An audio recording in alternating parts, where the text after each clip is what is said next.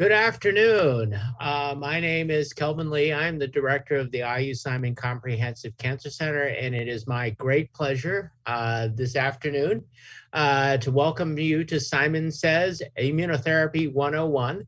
I have two illustrious speakers and guests today. Dr. Huda Salman, who is the director of the Brown Center for Immunotherapy here at IU Simon Comprehensive Cancer Center. We were very fortunate to snag Dr. Salman from SUNY Stony Brook to lead our efforts here in immunotherapy. And my second guest today is Dr. Mateusz Opyrchal, who is our Vera Bradley Scholar in translational cancer research, and is also the director of our early phase clinical trial program. We have had the opportunity to steal Matt from Washington University, and I've known Matt for quite a while when he was at Roswell Park Comprehensive Cancer Center. So with that, my job, as you can tell from my bow tie and my suspenders, is to say, speakers, start your presentations. So I will start with Dr. Salman and have her do an introduction in immunotherapy and talk about her favorite immunotherapy, CAR T-cell, and then move on to Dr. Opyrchal to talk about other immunomodulatory approaches. Dr. Salman. Thank you so much, Dr. Lee, and good afternoon, everybody. Thank you for attending this talk and seminar, Simon Say. I am going to share my screen. And do you guys see my screen? Okay, so I would like to start by some statistics about cancer diagnosis and cancer deaths in the United States. So as you can see from this picture and slide, here we have the estimated new cancer cases in the United States, and here are the estimated deaths in 10 top of the cancers that we diagnose here. So, for example, we diagnose about 270,000 of prostate cancer. Of those, every year we lose about 34,000. I don't mean of those, but we diagnose this number and we lose this number. They might be diagnosed the year before or the year before. And in the male department, and for our lady patients, we diagnose about 290,000 of breast cancer, and we lose about 43,000 patients with breast cancer every year in the United States. And the cancer death depends on many factors, such as how aggressive, age of the patient, and tolerance to chemotherapy. But also it depends on how much we know about how we treat these cancers. For example, we have a leukemia here, which is one of the very aggressive tumors. We diagnose 35,000 patients, and then we lose about half of them, or half of that number every year.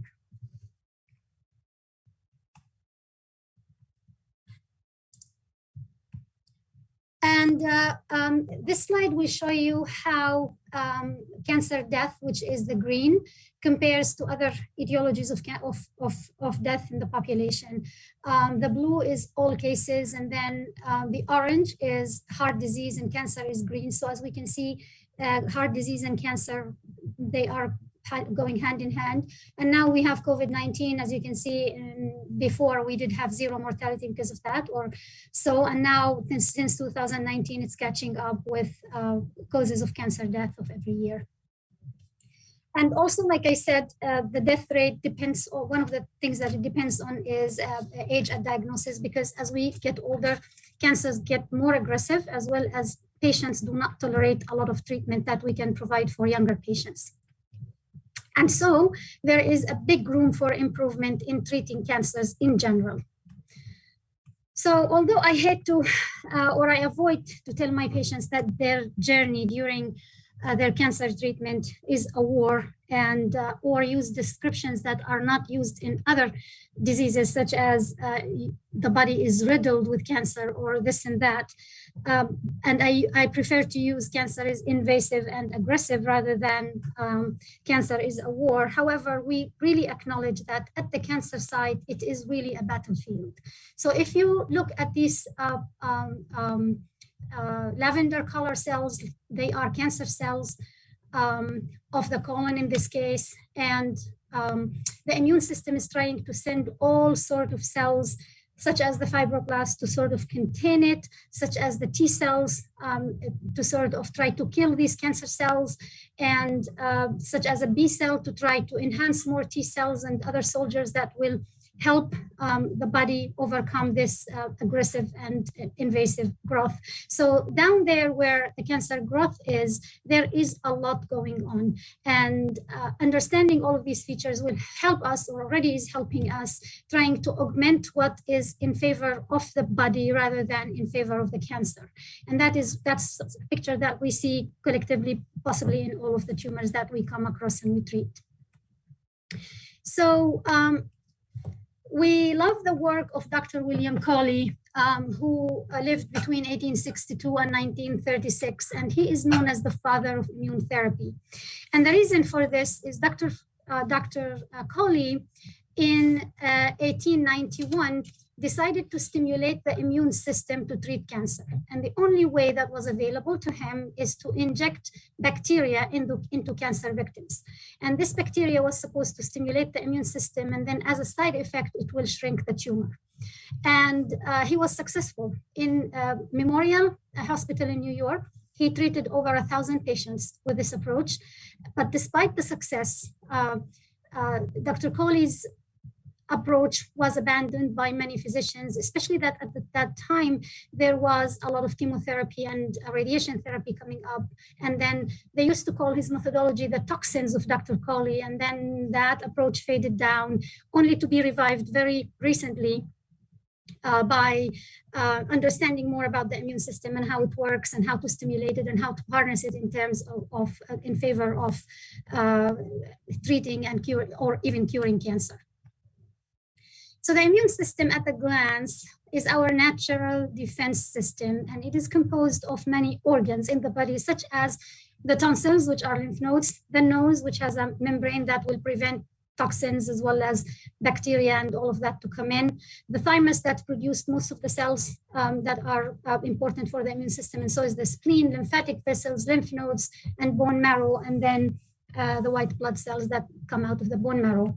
We're going to zoom in into this and get this picture to just illustrate how this immune system does what it does. So it is composed of multiple cells that we, in the research side, we divided into innate immunity and adaptive immunity.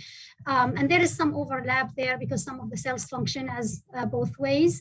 But I want to elaborate on two important cells. One is the dendritic cell and the T cell. And the reason I want to do this is we focus mostly on those two cells when we speak of immune therapy and immune approaches.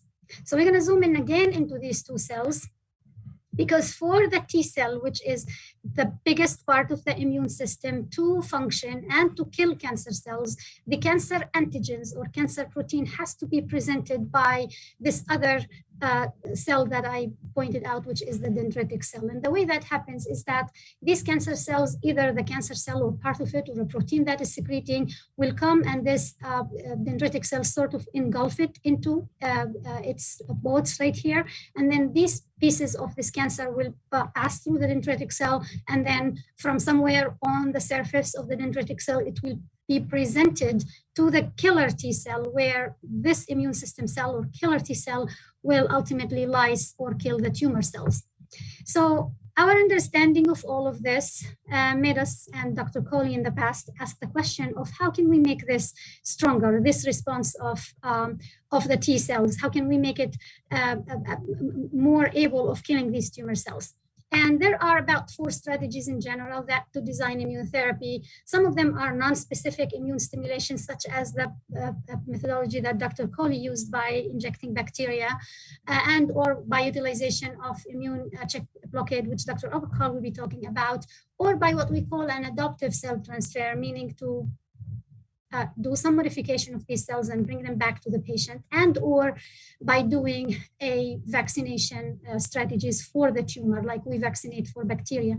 And the vaccine concept is that, again, we put some of the pieces of the cancer or the bacteria into the body so the immune system will react, and then that will strengthen it. And so we can utilize some of the tumor antigens, a non-viable tumor, and inject it in a human body and then get that stronger immune reaction.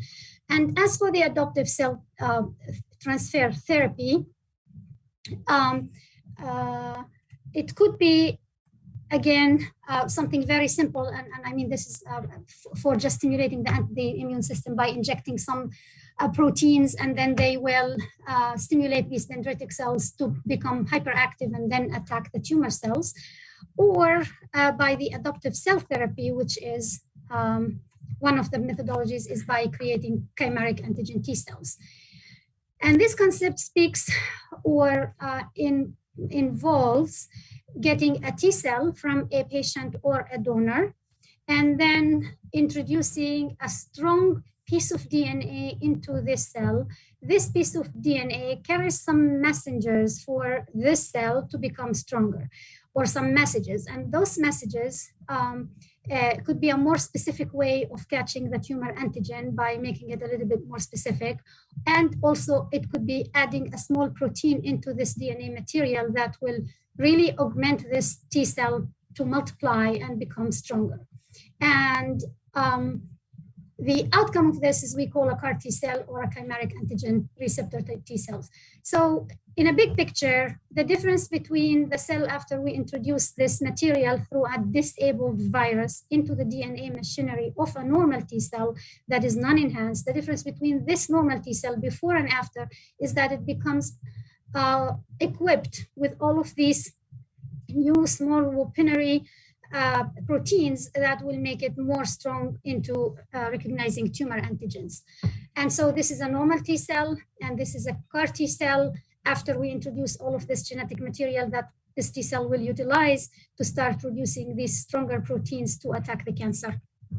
And the way we do this is we take these cells from the patient or a donor, mostly from a patient nowadays, and then we move it into our facility where we can introduce by introducing this transgene or the piece of DNA into these cells, and then expand them in the laboratory, and then make sure that they pass some release criteria by regulatory bodies such as the FDA. And then we remove what we need to remove from them that the patient does not need. And then we, after we give the patient some doses of chemotherapy to make them more acceptable to that particular patient, then we infuse those modified T cells.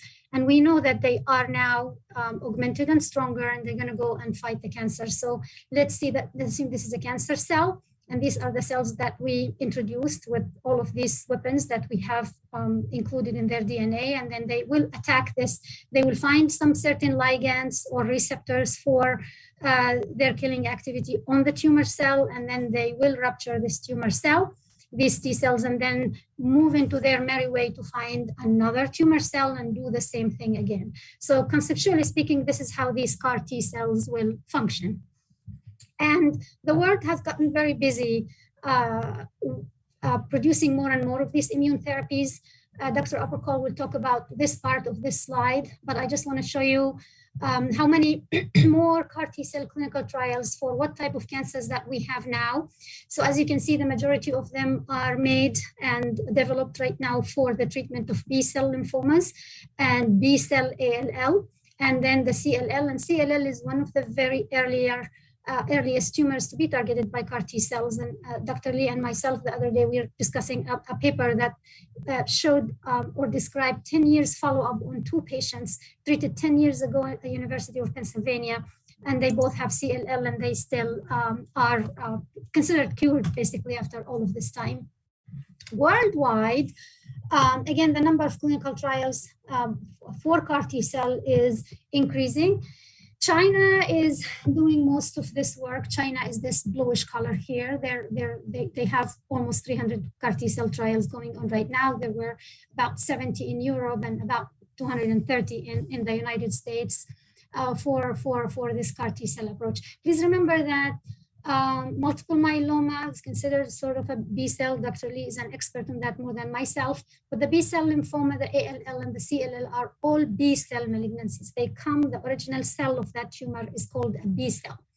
And then also there are a few trials that are targeting solid tumors such as gastrointestinal cancers.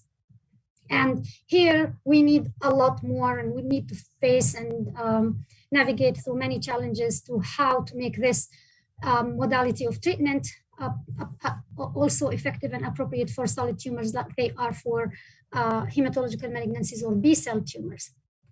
Here at IU, we have a unique approach because most of the other centers, they are targeting B cell tumors. So here at IU, and our first clinical trial of our own CAR T cells will be targeting T cell cancers. And because of the uniqueness and that this patient population is in dire need for stronger therapy, our trial was amongst only 6 trials that was funded by the FDA a year ago to treat this type of cancers. So it is, we got a grant on this one, and we are redirecting CAR T cells to target CD4. CD4 is a protein that is located on T cells, and so this is for T cell malignancies.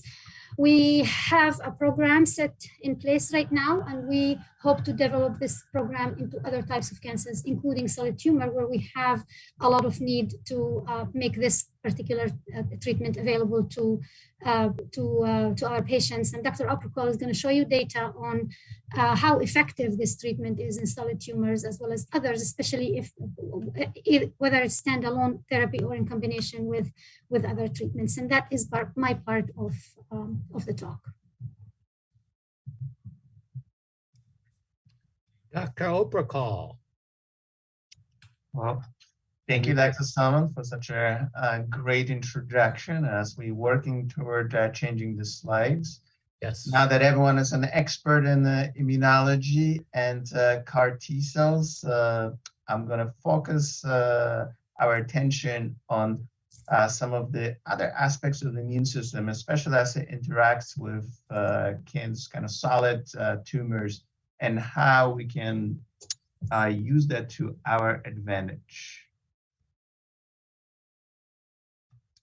So whenever we look at the immune microenvironment within the solid tumors, and Dr. Salman had an excellent slide showing multiple interactions.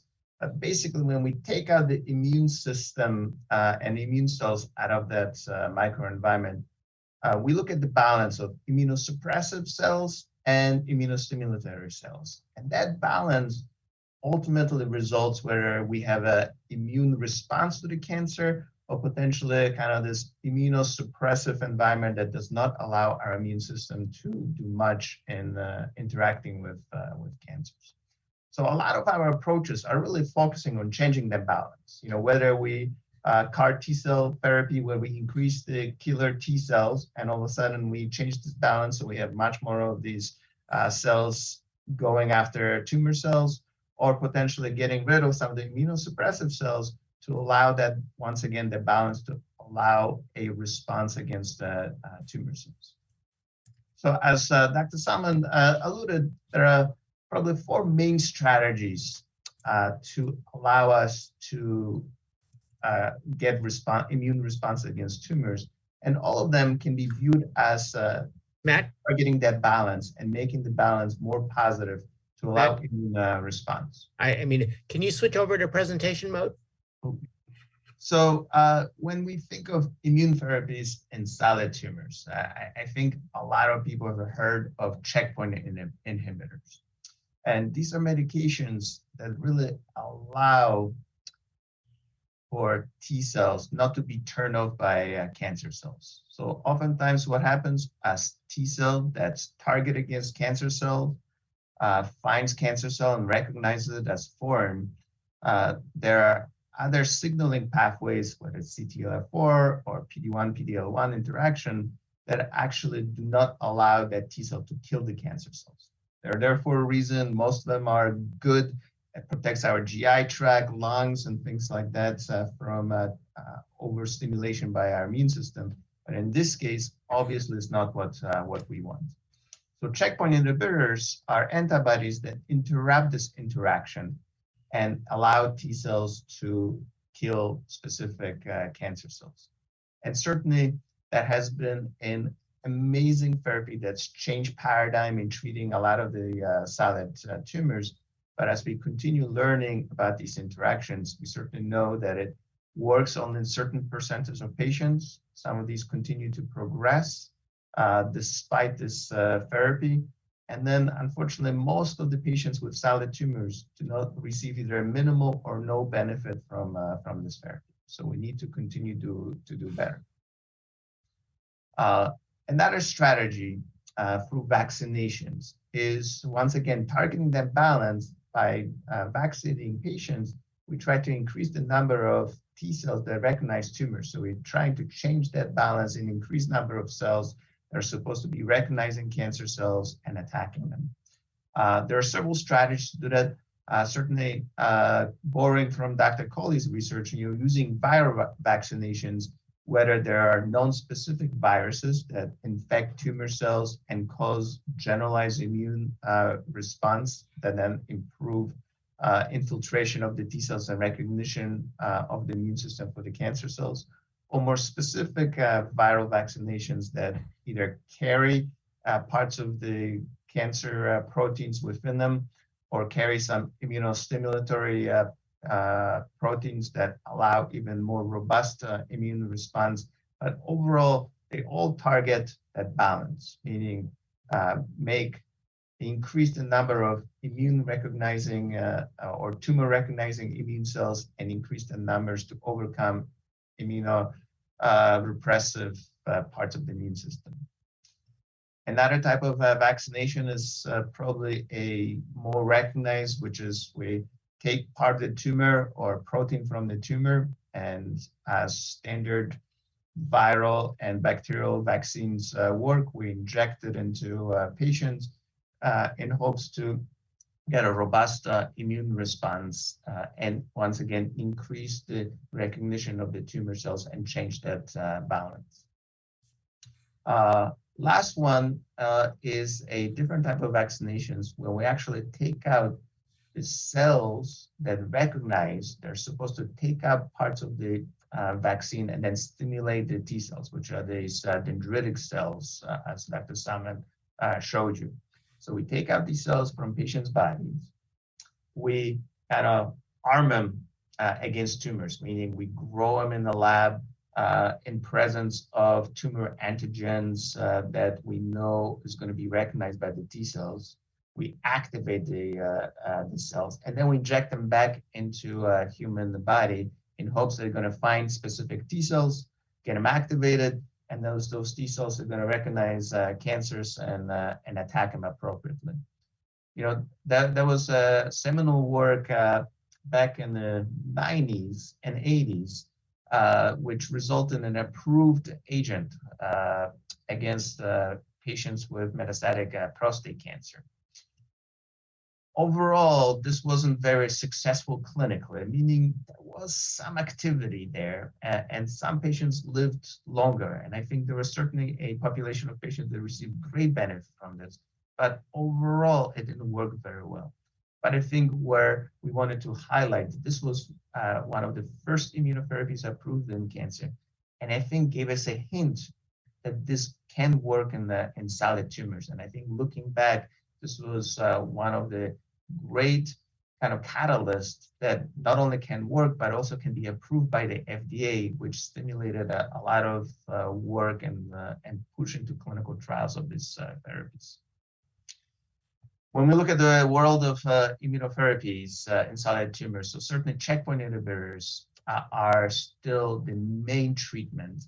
But as you can see, over the last 5 to 7 years, there's been an amazing increase in number of these medications that are approved in treatment of solid cancer. So it really has changed the paradigm of how we treat these cancers, whether in early stages, late stages, and everywhere in between. And now there's a push to really recognize better combination strategies. And then is there a way to replace some of the checkpoint inhibitors by other potentially better therapies so more patients can get benefit from immunotherapy? So why immunotherapy? I think, we just spent an inordinate amount of time, and you guys hear it on TV. So why immunotherapy? So whenever we look at treatment of solid tumors, we certainly know chemotherapy. So this is a aspect of patients with advanced cancers. So we give these patients chemotherapy, and some of them get some benefit, but eventually everyone starts progressing, and at the end, almost everybody progresses. Then there was the advent of targeted therapy. There was great excitement, and certainly they had much less side effects than chemotherapy, so that was great. And oftentimes they had much better activity if we find that perfect pair with a target and cancer.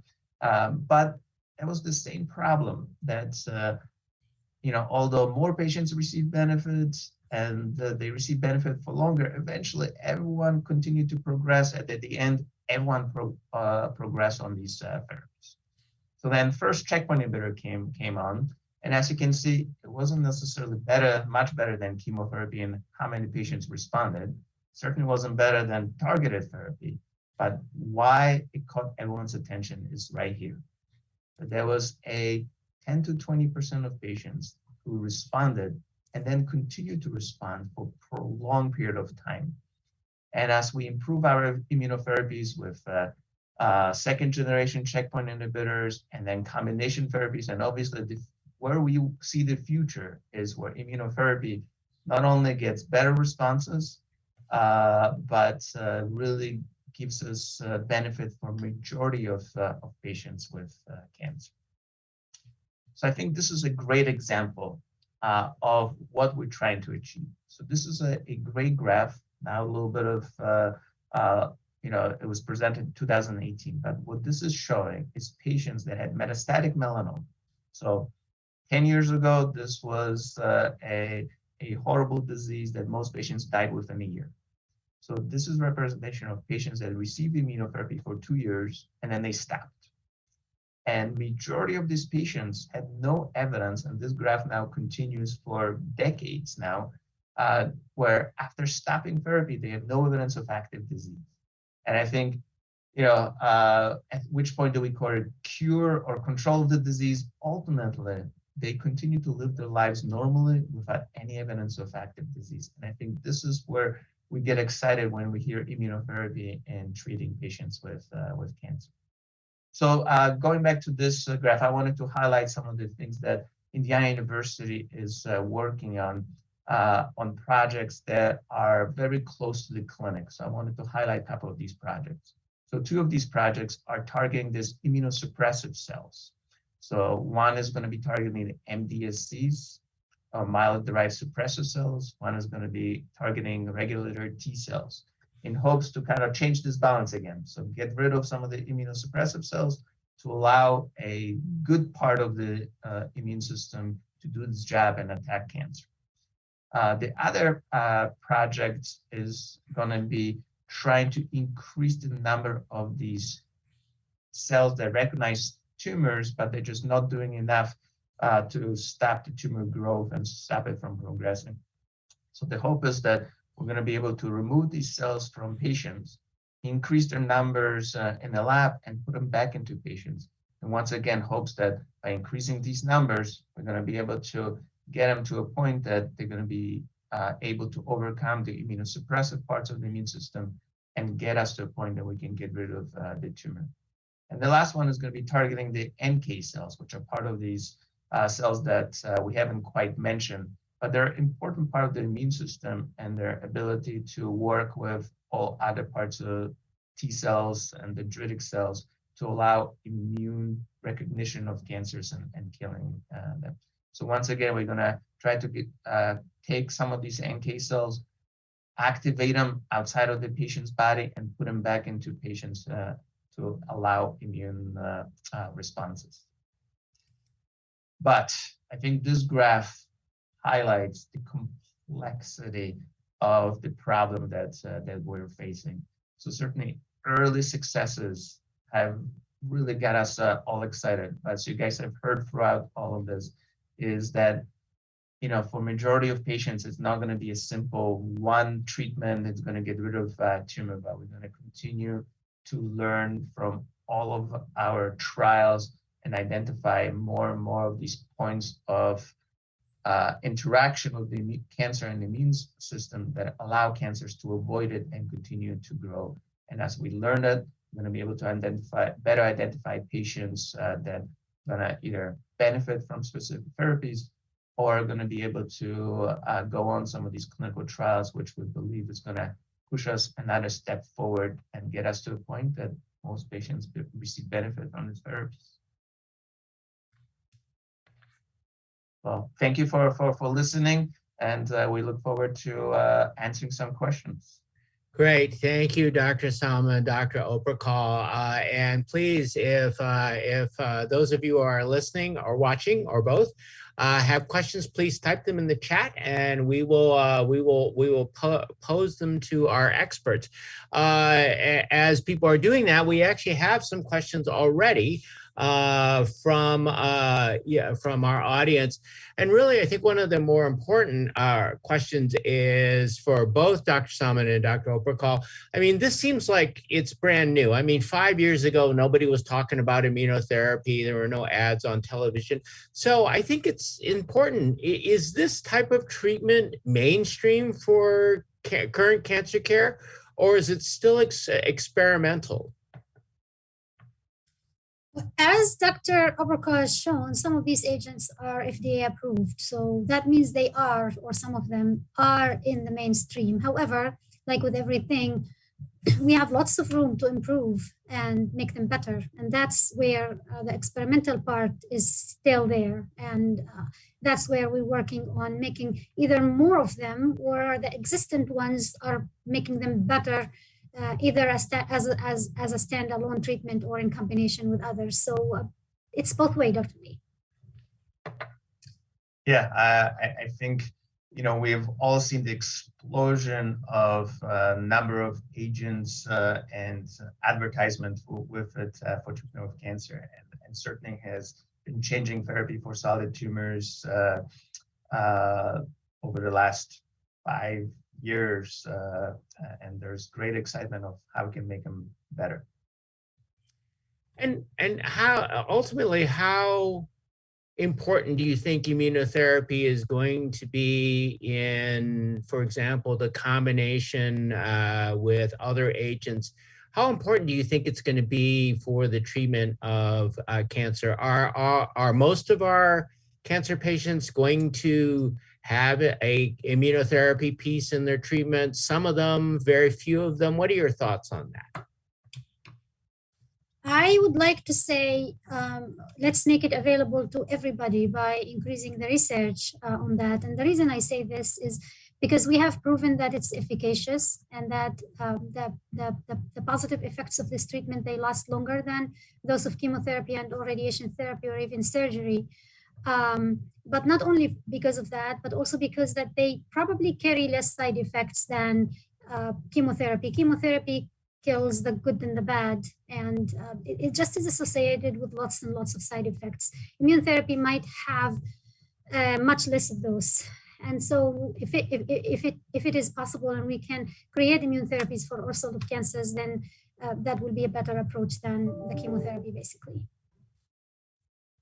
Yeah, and I think it's, I always see it as a side effect of our drug approval process, you know, that it's much easier to add new drug to standard of therapy, which really for decades has been the chemotherapy, rather than do a standalone trial of comparison.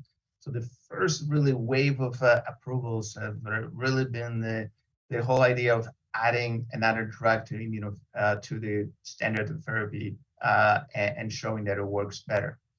I think the next wave is really going to be starting to cut out parts of the treatment which we don't believe is stimulating the immune system, or certainly can suppress immune responses. But my belief is that majority of patients in the future are really going to be receiving immunotherapy for treatment of their cancer. Great, and to follow up on that, I mean, so the patients that I treat are in multiple myeloma, and as you alluded to, There has been a brand new chimeric antigen receptor T cell therapies in multiple myeloma, just approved by the FDA, I believe, last year.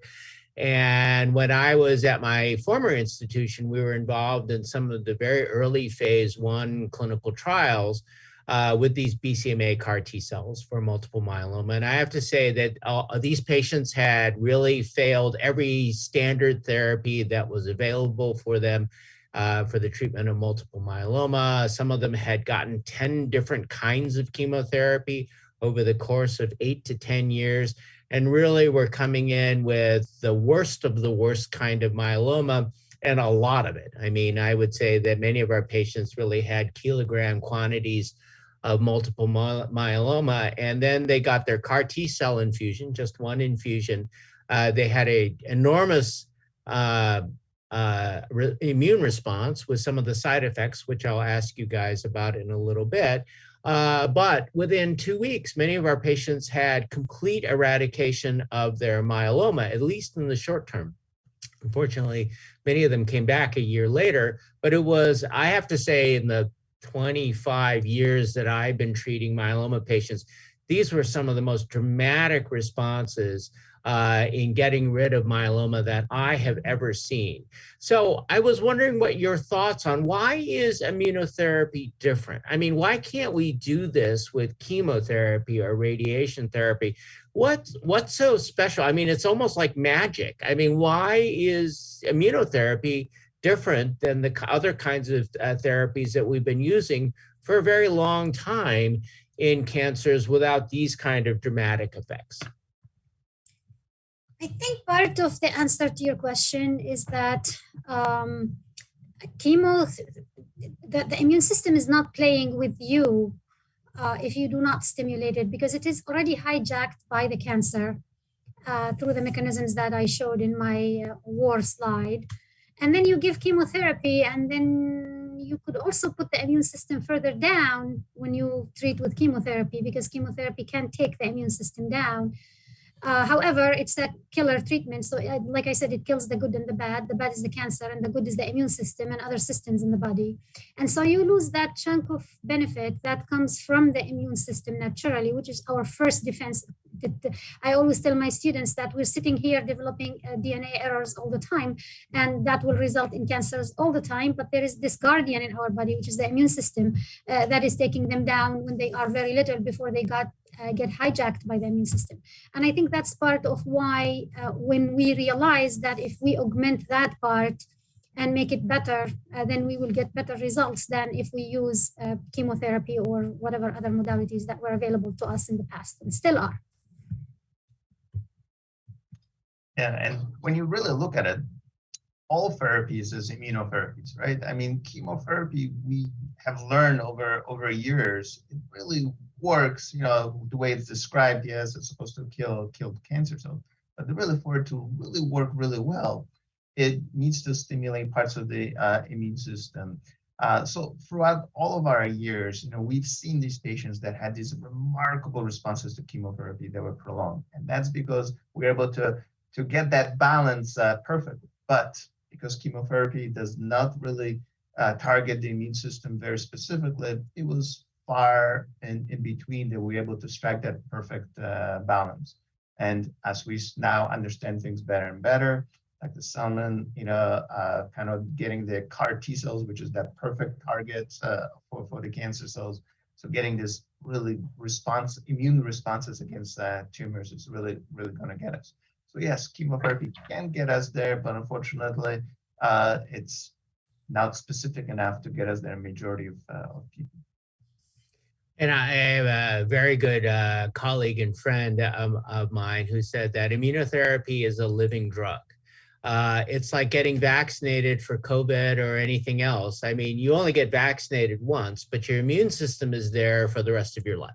And it's fighting against what you got vaccinated for. So immunotherapy generates a living drug that continues on in your body long after you've done with treatment, which is what Dr. Opyrchal showed in that melanoma study, that you stop therapy and you still have your immune system fighting your cancer, or hopefully just eradicate it, but maybe just controlling it so it never shows up again for the rest of your life. So it's a very promising, there's a lot to learn about that. So let's go to the side effects. Okay, so I was talking to a patient and I said, well, we're gonna start you on immunotherapy and you won't lose your hair. And they said, well, that's good, but there's always a catch. So what are the other side effects that I should expect to see that may be unique to immunotherapy or different kinds of immunotherapy that, you don't really think about, that are different than what one sees with radiation therapy or chemotherapy?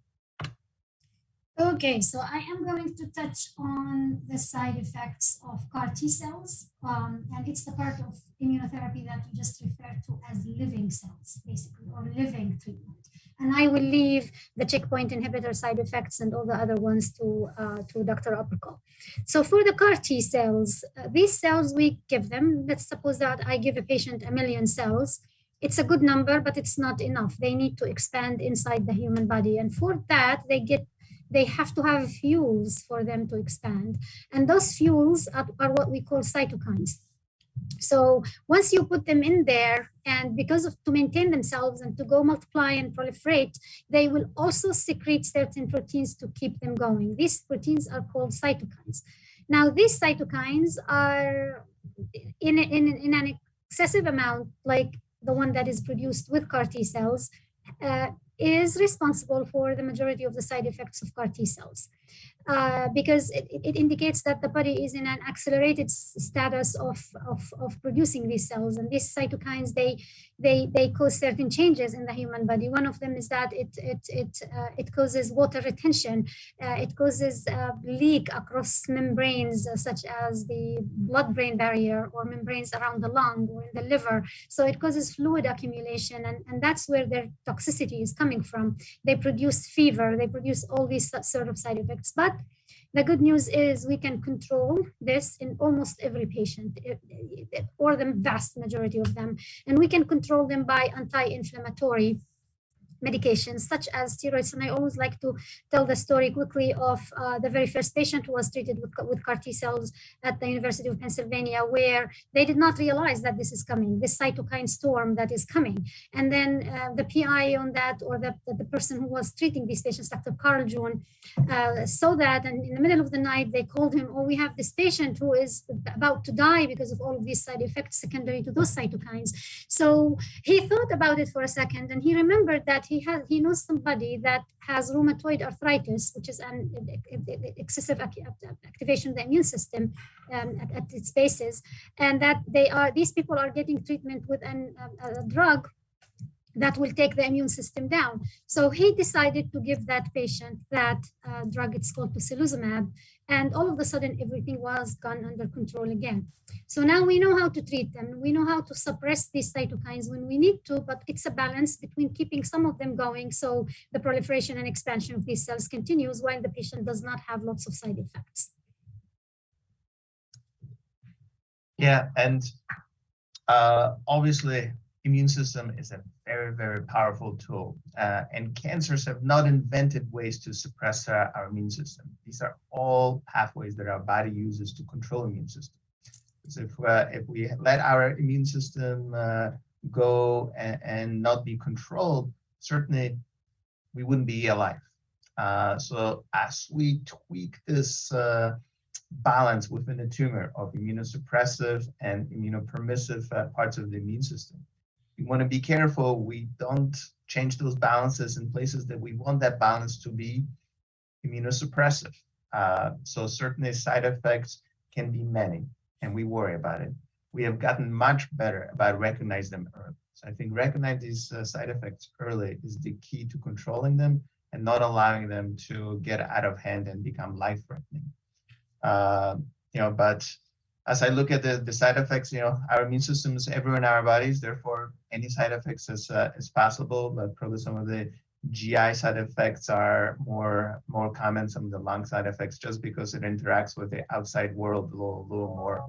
But really, any side effects can happen. Great.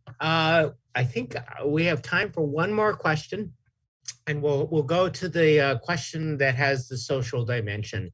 So these sound to be incredibly complicated, expensive therapies. And one concern is patients that have problems accessing the healthcare system, patients that may come from disadvantaged communities. Will they be able to get these therapies? And what are the challenges that you see that might not equitably distribute these kinds of life-saving therapies to our more disadvantaged patient populations? So this is a great question, Dr. Lee. And so far, this treatment with all of its types and subtypes is extremely expensive. So we can say that only patients with insurance and a good insurance might be able to afford such treatment. Part of the reasons, and there are many reasons, is that they are produced by pharmaceuticals, which is the case for most of the drugs. Like I mentioned earlier to you, maybe when I was doing my clinical trial, my first 2 patients were uninsured and African Americans, but that was on trials. So, and the trial is funded by the FDA, so they could get the treatment. But once the treatment is approved and patients have to pay for it, then it becomes an issue. I think that one of the solutions for this is to continue to fight in the United States to take drug prices down. As I showed you in the number of CAR T cells, China had this very big list because it's cheaper there, because it's accessible. Here, everything comes with a very high price. So part of it is to take that fight into the community and try to make drugs less expensive. And I think that also the other part is to be able to manufacture these medications or living in academic institutions rather than only at pharmaceutical companies, because we get funded from the federal companies and we don't really look for much profit in academic institutions. And the more we do this, like I'm doing with my trial at academic institutions, if we could do that, then I think not only that we produce another drug that is it's going to compete with pharmaceutical medications, but also we have it at a lower price to start with. And then when we have it, they will have to drop their prices. So there are many things that we can do and educate the community and go to the government, go to the governor and tell them that, this is a very efficacious medication. We have to make it available to everybody. Great. Yeah, great highlighting the issues with the American healthcare system. But I think, really showing the importance of clinical trials. One, because these treatments that are widely available, some of them are great, but for most patients, it still doesn't work.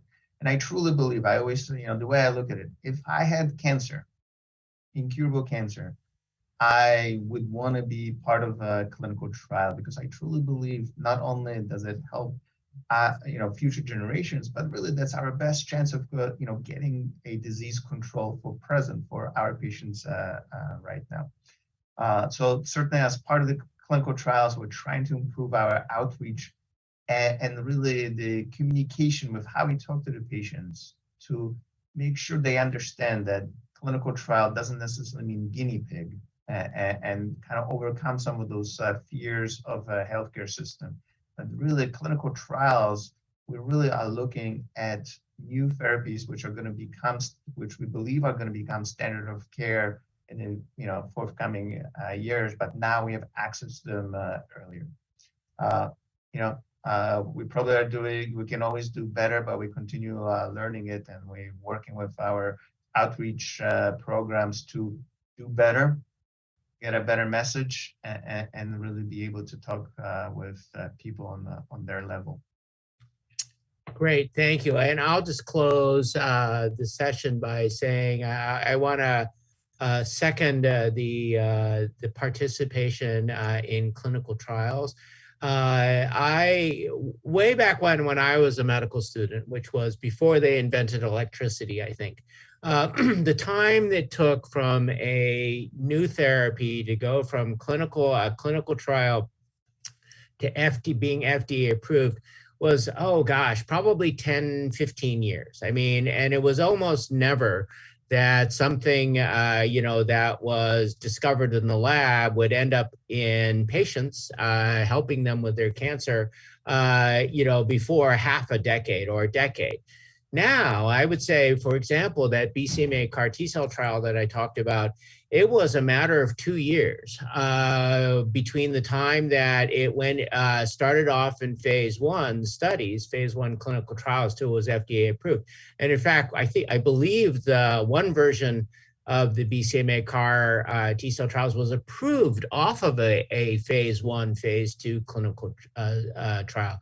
So the speed by which life-saving therapies, including immunotherapies, are ending up in actually being part of the armamentarium to treat or cure cancer is remarkable these days. And so I think that is another reason it's to be involved early in the clinical research, especially in the context of immunotherapy.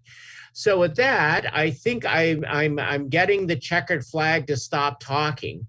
So I will turn it over to Jose to show us what we have upcoming for the next Simon Says.